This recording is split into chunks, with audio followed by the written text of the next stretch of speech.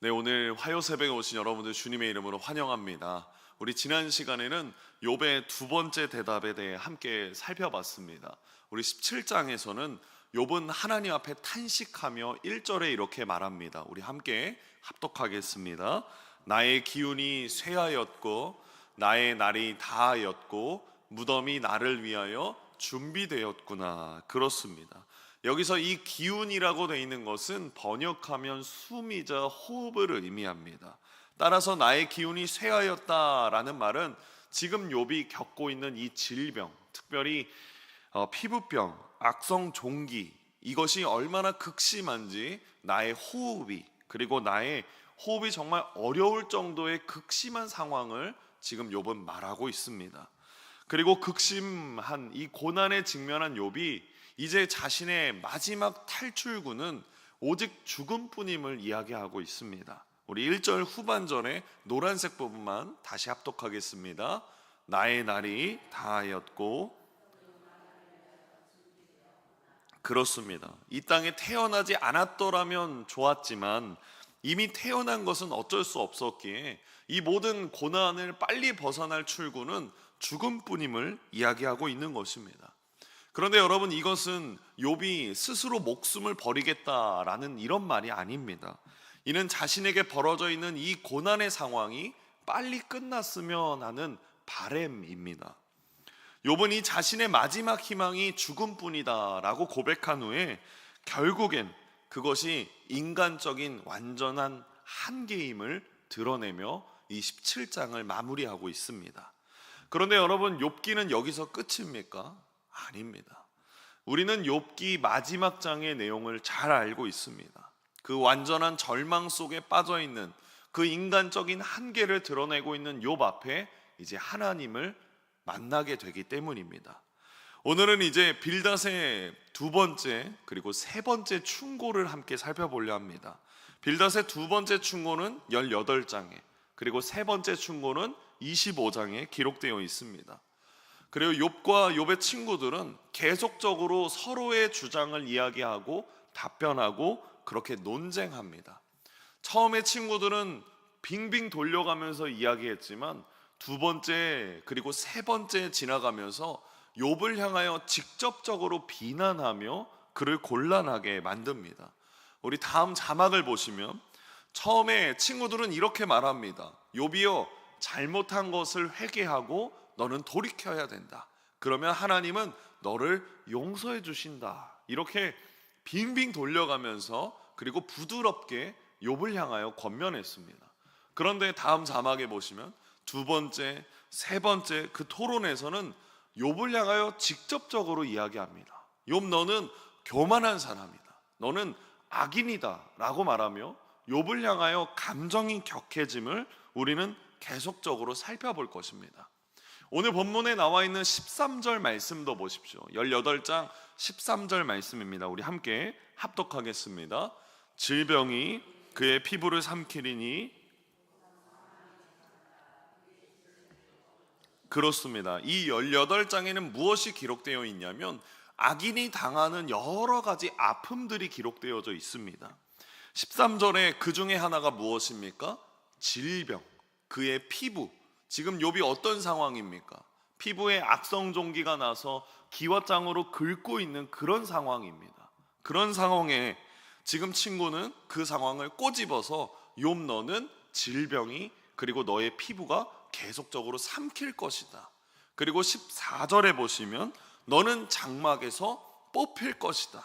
그리고 19절에 보면 이제 너는 앞으로 후손도 없고 후예도 없고 남은 자가 하나도 없을 것이다. 그렇게 직접적으로 이야기하며 그 상황을 꼬집으며 말하고 있는 것입니다. 결론적으로 이 18장 전체에서 말하는 악인은 결국 욥입니다.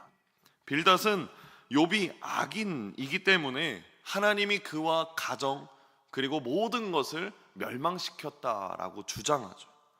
여러분, 성경에는 하나님이 만드신 여러 가지 질서들이 기록되어 있습니다. 그 중에 하나가 다음 자막처럼 인과응보라는 그 질서이죠. 우리 함께 읽어보겠습니다. 행위의 선악에 따라 결과가 뒤따르는 것. 그렇습니다. 행위의 선악에 따라서 결과가 뒤따르는 것. 선한 행위를 하면 선한 결과가 나오고 악한 행위를 하면 악한 결과가 나오는 것. 이것은 하나님이 만드신 기본적인 질서입니다. 대표적인 이 질서가 어디에서 드러나냐면 신명기에서 드러납니다.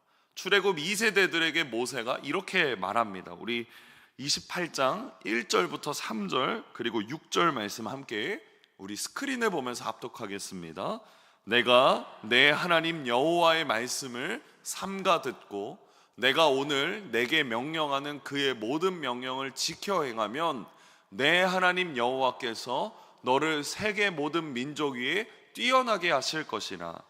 내가 내 하나님 여호와의 말씀을 청종하면 이 모든 복이 내게 임하며 내게 이르니니 성읍에서도 복을 받고 들에서도 복을 받을 것이며 내가 들어와도 복을 받고 나가도 복을 받을 것이라. 여기에는 하나님의 말씀에 순종했을 때 어떤 복을 주시는지 그 약속의 말씀들이 기록되어 있습니다. 모든 민족 위에 뛰어나게 하시고 모든 복이 그에게 임하고 성읍에서도 들에서도 들어와도 그리고 나가도 복을 받는 자, 그 사람이 하나님의 말씀에 순종하는 사람, 그 사람이 이런 복을 받는다라고 말합니다. 그런데 28장 이 6절 뒤에부터 어떤 징계, 어떤 저주, 하나님의 말씀을 행하지 않는 사람에게 어떤 고난이 임하는지 모세는 15절과 16절 그리고 19절에 이렇게 말합니다. 우리 함께 스크린에 보면 합독합니다. 내가 만일 내 하나님 여호와의 말씀을 순종하지 아니하여 내가 오늘 내게 명령하는 그의 모든 명령과 규례를 지켜 행하지 아니하면 이 모든 저주가 내게 임하며 내게 이를 것이니 내가 성읍에서도 저주를 받으며 내가 들어와도 저주를 받고. 이렇게 15절부터 그리고 마지막 절인 68절까지 하나님의 말씀에 순종하지 않을 때 받는 징계와 저주의 내용이 이 신명기 28장에 기록되어 있습니다. 이처럼 신명기의 큰 주제는 무엇이냐면 하나님의 말씀에 순종하는 자는 복을 받고 불순종하는 자는 저주를 받는다라는 인과응보의 질서를 분명히 보여주고 있는 것입니다. 심는 대로 거두고 선한 자에게는 축복이 임하고 악인에게는 저주를 받는 것, 모든 사람들이 좋아하고 가장 기본적인 하나님의 질서가 성경에도 기록되어 있다라는 것입니다. 하나님은 분명히 선은 권하시고 악은 징벌하시는 하나님이십니다. 그런데 여러분, 우리가 욥기를 볼 때 그 기본적인 질서에 있어서 하나의 예외적인 것이 있습니다. 여러분, 욥은 어떤 사람입니까? 욥은 하나님의 특별한 계획이 있는 사람입니다. 다시 말씀드립니다. 욥기 안에 우리가 가장 먼저 기억해야 되는 것은 욥은 하나님의 특별한 계획이 있는 사람입니다. 보십시오. 욥의 계획은 그가 하나님 품에 안긴 후에도 성경에 기록되어서 계속해서 믿음의 후배들에게 전해지고 또 전해지는 이야기가 욥의 이야기입니다. 그는 억울한 일을 당하고 그리고 그의 인간적인 한계를 만나지만 그 끝에는 어떻게 됩니까? 하나님을 만나서 하나님이 그 모든 삶의 비밀들, 그 삶의 모든 계획들을 친히 알려주시고, 그리고 욥은 마지막에 하나님의 선하심, 하나님의 축복으로 그 인생을 마무리하게 됩니다. 이러한 하나님의 선하신 계획, 그것이 욥에게만 그쳐 있습니까? 이것이 욥에게만 해당되는 계획입니까? 그 하나님의 계획은 이전에도 그랬고 지금도 일어나고 앞으로도 일어날 것입니다. 하나님은 계속해서 하나님의 사람들을 세워가시고 그 하나님의 사람들 위에 하나님의 특별한 계획을 입히시고 계획 중이십니다. 그런데 우리는 그 하나님의 특별한 계획을 자주 잊어버립니다. 지금 주어지는 나의 고난, 지금 일어나고 있는 나의 이 아픔 속에서 그거에만 집중하느라 하나님의 특별한 계획과 하나님의 선하심을 우리는 자주 망각한다라는 것입니다. 여러분, 욥의 친구들은 그 망각을 계속해서 이어가서 욥에게 전하고 있는 것입니다. 그래서 우리는 오늘날 좁은 시각으로 우리의 삶을, 그리고 다른 사람의 삶을 판단하지 않기를 소망합니다. 하나님은 하나님의 백성이 그 이상의 것을 깨닫고 누리기를 원하십니다. 욥도 고난당하기 전에는 몰랐습니다. 하나님의 계획하심이 이렇게나 넓고 이렇게나 대단하고 이렇게 큰지 몰랐습니다. 그런데 그가 하나님을 만나고 나서 그의 생각이 완전히 무너집니다.